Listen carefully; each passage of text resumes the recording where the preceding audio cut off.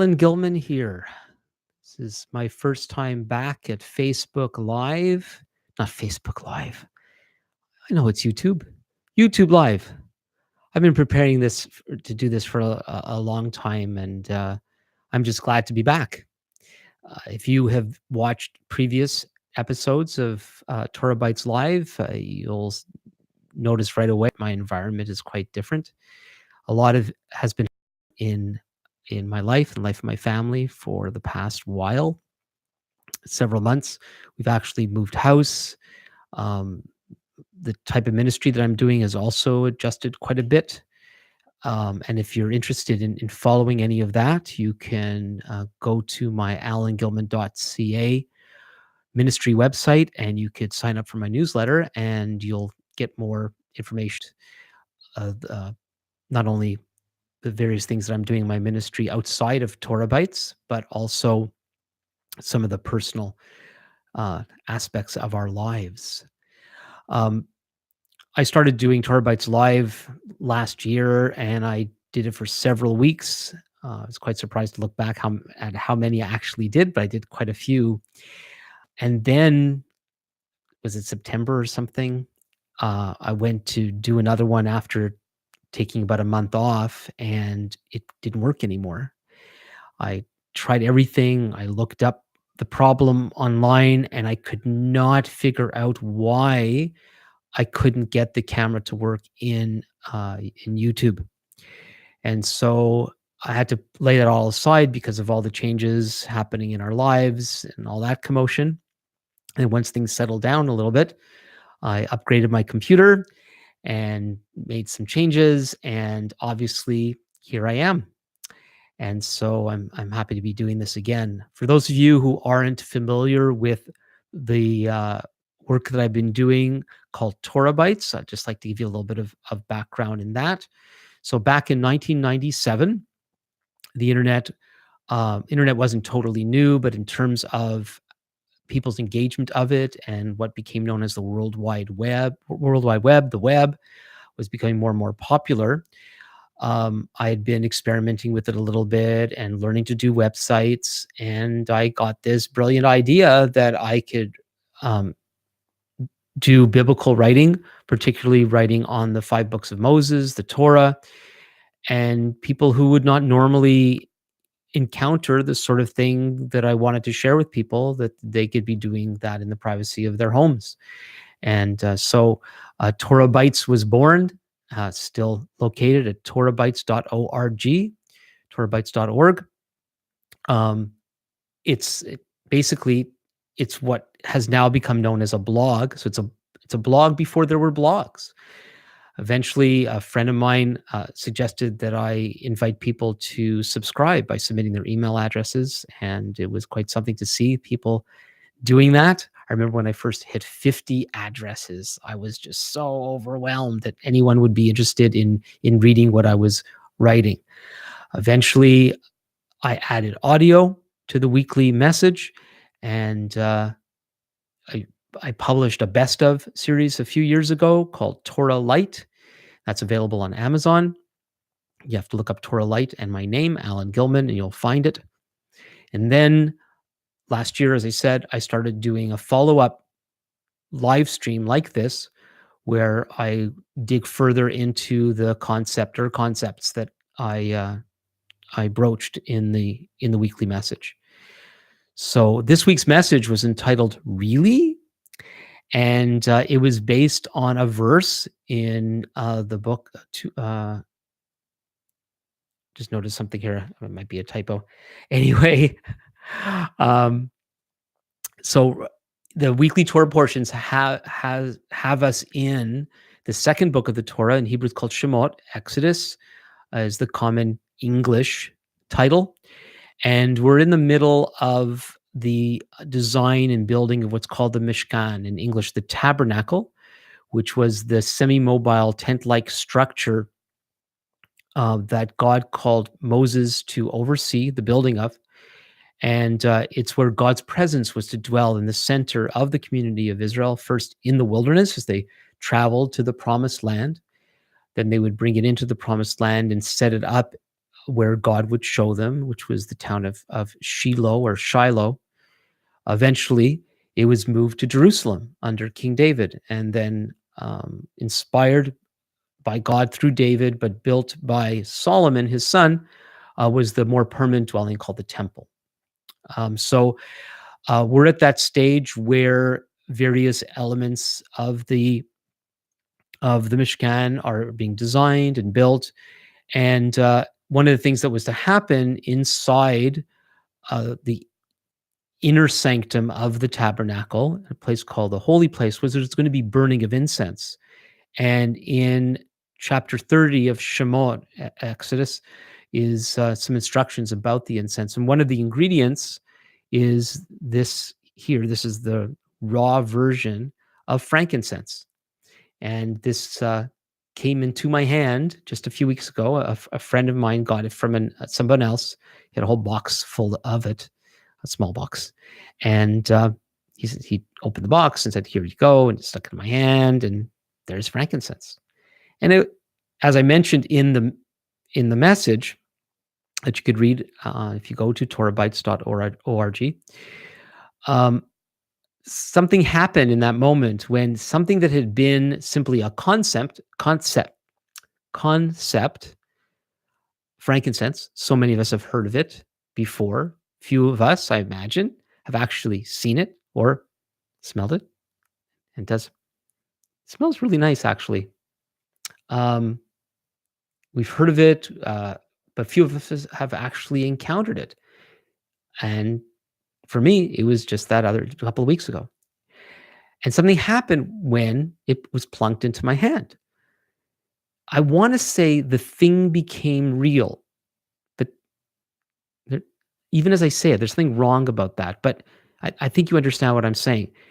That which only existed in my mind, that which I had only heard about, was now came into this kind of actuality. It was really there. It became real to me. It was always real, but now it had become real to me. There it actually was. And it connected me not only with the concept of the frankincense, I'm going to put down, concept of the frankincense, it further illustrated something that I've been giving a lot of thought to over the past while. One of the things I like when I'm reading a book is when it addresses things that I've been thinking about and haven't really had a chance to talk to anyone. And I'm trying to put some pieces together in my mind. And then the writer actually provides that for me. And this happened recently as I was reading a book called The Philosophy of Hebrew Scriptures, or Philosophy of the Hebrew Scriptures, by Yoram Hazony. He's an Israeli philosopher, Bible scholar, and political theorist. He's also the president of the Herzl Institute in Jerusalem. So Hazony wrote this book. I've been giving thought about how the Bible provides us with the way to look at the world, God's way of looking at the world. And in that sense, it provides us with philosophical insight as to how to really think. And what had happened was I saw an article written by Hazony about a totally other subject, and it listed him as the author of this book. And so it caught my attention. I bought it. I can't show it to you because I lent it to someone. And I appreciate a lot of what Hazony says in this book. One of the things I found kind of interesting was he tends to contrast what he thinks is the New Testament perspective on things as in contrast to the Old Testament perspective on things. And I too prefer, like he does, to call the Old Testament the Hebrew Scriptures. I think that's I think it's the best way to refer to this collection of writings. In Hebrew, we call it the Tanakh, which stands for Torah, Nevi'im, Ketuvim. Torah being the 5 books of Moses, Nevi'im being the prophets, Ketuvim being the writings like the Psalms, Proverbs, and so on. That's similar to how it would have been referred to in the first century. Yeshua himself referred to the Bible in that way. Old Testament is actually a confusing and misleading way to refer to that part of the Bible. So I like calling the Bible the Hebrew Scriptures and the New Covenant writings.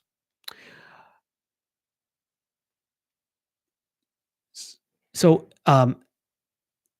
getting back to, so Hazoni contrasts the Tanakh, the Hebrew Scriptures, with what he thinks is how the New Covenant Scriptures or the New Testament looks at the issues that it deals with. But what I found is actually he was reacting or contrasting the Tanakh with how people have looked at the New Testament. So he is actually interacting with a version of Christian teaching supposedly based on the New Testament. In my opinion, and in opinion of many others, there's a lot in Christian teaching that actually is a faulty lens of how to look at the New Covenant writings, the New Testament, that the New Covenant writings are actually completely in line with the Hebrew Scriptures and how the Hebrew Scriptures see life. But because there's a tendency to misunderstand the New Covenant writings, and it's that misunderstanding comes from, as far as I can tell, viewing it through the lens of Greek philosophy. Sometimes it's through a lens of a rejection of Greek philosophy, but still, there's a Greek worldview that has affected how we read the New Covenant writings. But if we really delve into the New Testament, we'll see that it's far more in line with the writings of the Hebrew Scriptures. And so Hazoni's critique is actually very helpful as long as we understand that, well, he doesn't seem to be aware of this, that he is critiquing how the New Covenant writings are viewed. And I hope I'm making that clear. So I'm tracking with him in the core, much of the core of what he is trying to bring out from his understanding of the Jewish Bible. One chapter in particular, chapter 7, called Truth and Being in the Hebrew Bible, was so helpful.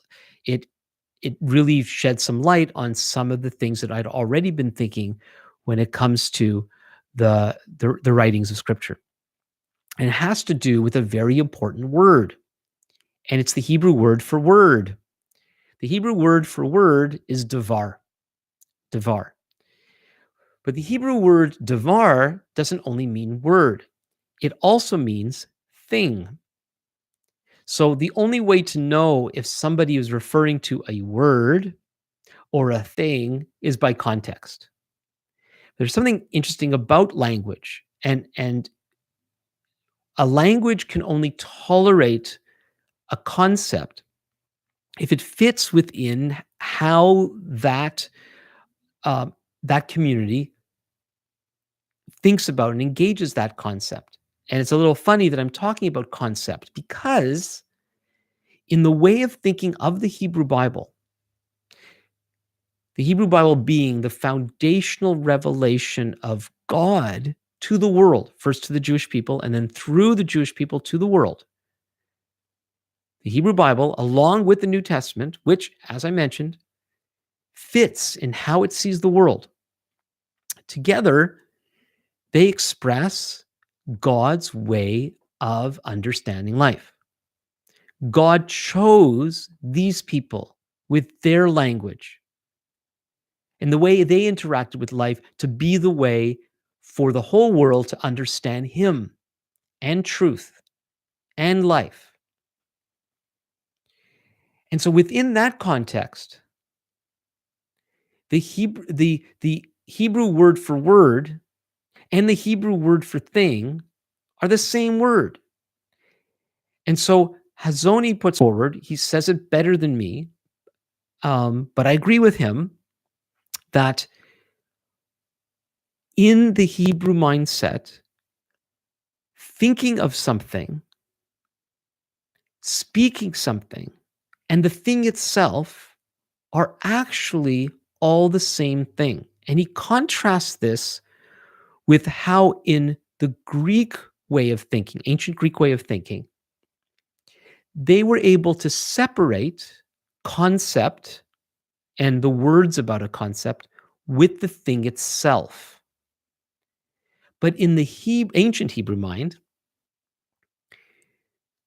the ability to conceive of something and the thing itself were the same. And this can take us into various areas. Um, the Bible is pretty clear that how we think completely affects how we live. Thinking and living are integrated. Many of us have been educated in an education system that is pretty much influenced by a Greek way of thinking, in that we're able to separate concept from the thing. But that's not a biblical point of view. The biblical point of view is the thought and the thing are the same. It's very difficult to fully express this because we don't normally think this way. And in some way, I was confronted with it, or it was illustrated to me when I was handed the frankincense. Because in my mind, there was the concept of the thing, and then there was the thing itself. And I'm used to having been educated in Canada, in a public school system, and in this Western way of thinking, which is not a biblical way of thinking. It's easy for me, or it's just natural for me, to separate the concept of frankincense from the frankincense itself. And this does create a problem. It creates a sort of disintegration with how we think about things and how we actually live. We're used to the idea that thought and reality can be separated, but it actually can't be. In reality, it isn't. I've been spending some time in Paul's letter to the Colossians, and I noticed something as I got to I'm going to read these two verses from Colossians chapter 1, verses 21 and 22. Paul writes here, "And you who were once alienated and hostile in mind, doing evil deeds, he's now reconciled in his body of flesh by his death, in order to present you holy and blameless and above reproach before him." So when I hit the part, um, hostile in mind, I I did a little bit of research. I gave this some thought, and it's not, Paul's not saying that these believers, they were probably non-Jewish pagans. They could have been pagans. They could have been what's called the God-fearers. These were non-Jews who would attend synagogue. They rejected the Greek religions and the Greek idols, and believed that the God of the Bible, the God of Israel, was the one true God, but they didn't want to be full Jews. And many of the early believers in Paul's day were made up of this group called the God-fearers, um, non-Jewish believers in the true God. But he refers to them as alienated and hostile in mind, that they had been separated from God, and they had this condition that he's referring to as hostile in mind. Well, does hostile in mind mean they spent all their time thinking bad thoughts about God, or devising evil plots to hurt people, and maybe they were, but it seems it's more than that. That when he refers to the mind, he's actually referring to the people's imaginations. Now, for many of us, if I would say, if I refer to your imagination, I imagine that you're probably thinking of something that you either turn on or off. We'll say to people, use your imagination, or we'll encourage people to be imaginative, as a way to stop thinking in terms of what we normally do. Let's now think outside the box, we'll say, and encourage them to get all creative. But imagination is a way to describe where our minds are at all the time. Because in everything that we do, our minds interact with the world around us. And we understand life based on how our minds think about life. That's our imagination. We're not aware of how we're constantly using our imagination. So if somebody gives us a glance and we react either positively, negatively, or not at all, it's not simply a response to that glance. We immediately and subconsciously interpret that glance based on all sorts of other things that have influenced our lives. It's very common today when people react negatively. We call that a trigger.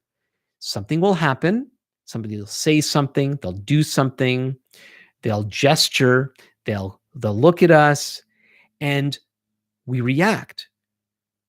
Most of the time, we're not reacting to that thing in itself. By itself, a gesture, a glance, a statement, an action doesn't mean that much. We give things meaning by our understanding of what that thing represents. In order to do that, we use this faculty that we call imagination. We provide the story context to everything that happens to us on an ongoing basis. From the moment we get up, and imagine it could even be in our dreams, but from the moment we get up and we're interacting with the world around us, we are putting everything that we're experiencing through the filter of our minds. That's our imagination. And so when Paul says that these people were hostile in mind, it's a way of saying that everything about their thinking was contrary to God and the way things really are. And the result of, call it a condition or a state of mind, it results in doing what he calls evil deeds, doing things that are contrary to the good ways of God.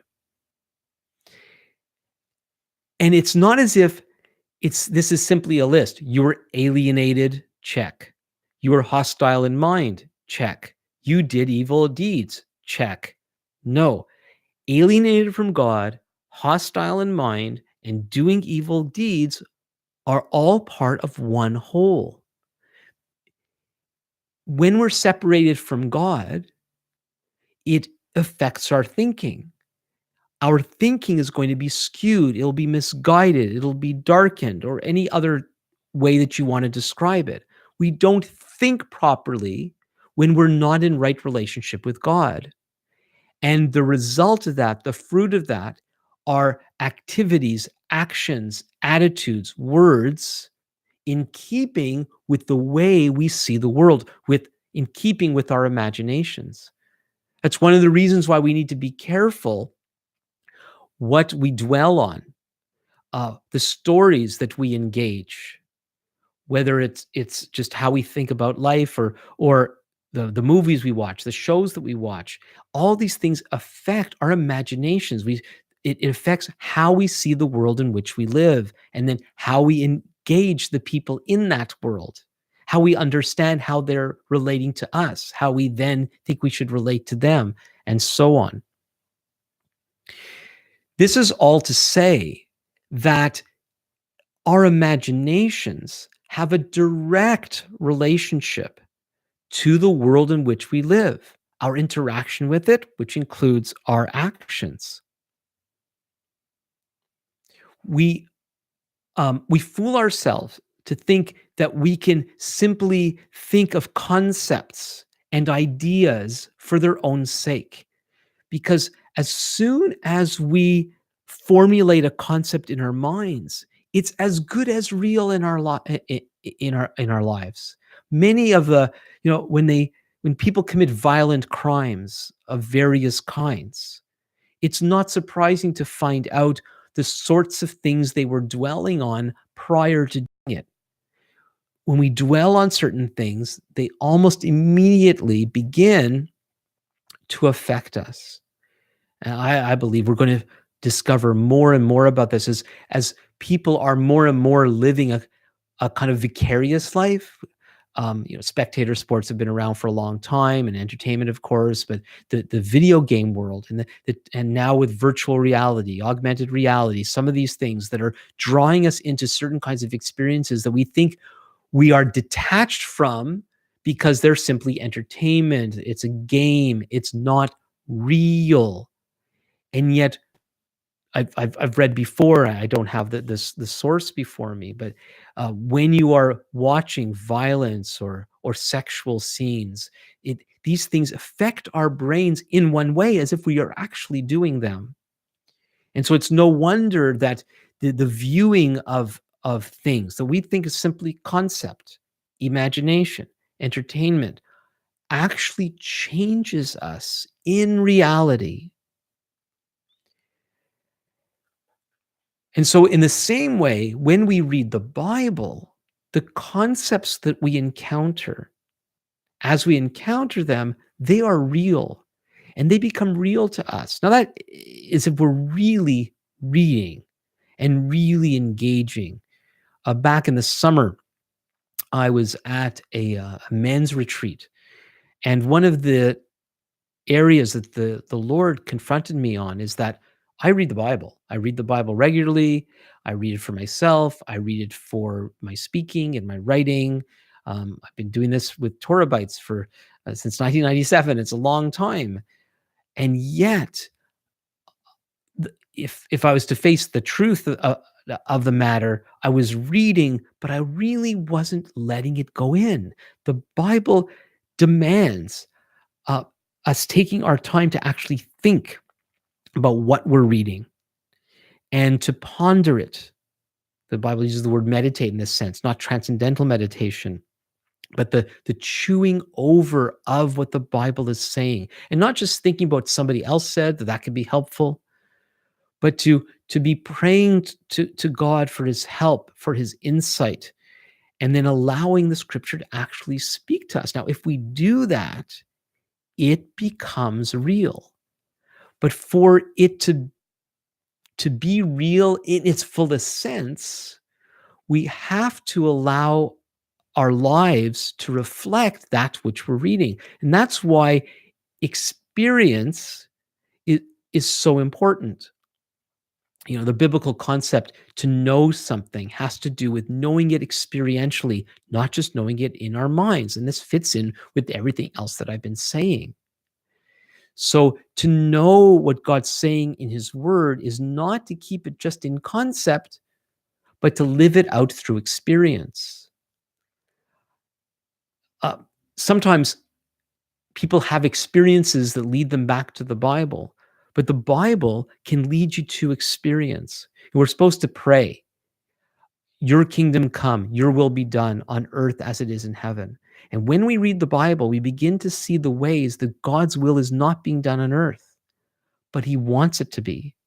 And as we encounter those areas of life, the call to love, the call to be healing agents to other people, the call to be bridges for God to others, to help others no longer be alienated from God, um, the call to purity in our lives, the sanctity of marriage, the value of children. And we encounter all this in the scripture, the need to ennoble other people, to not slander them or to be gossipers, to always tell the truth, to see, to understand that God is a forgiving God. We can go on and on what we encounter in the scriptures. When we encounter those things, then those things need to be reflected in how we live our lives. Otherwise, to claim that we uphold the truth of Scripture, but not actually do it, makes us hypocrites. That comes from the Greek word for actor. They used to put these masks over their faces on stage. And to be a hypocrite is to be wearing a mask. We portray one thing, but we're living something else. And that will tear us apart and be so damaging among all the people that we're in relationship with. Also, to try to uphold the concepts of Scripture, but not actually live it out, will also create a cynicism in ourselves where we become discouraged and we become negative because on one hand we're claiming a certain kind of reality and yet our lives contradict it by living a different way, and that will begin to skew our thinking, and it will go from bad to worse, and we'll begin to read Scripture through a cynical lens and not be able to pray, may your will be done on earth as it is in heaven.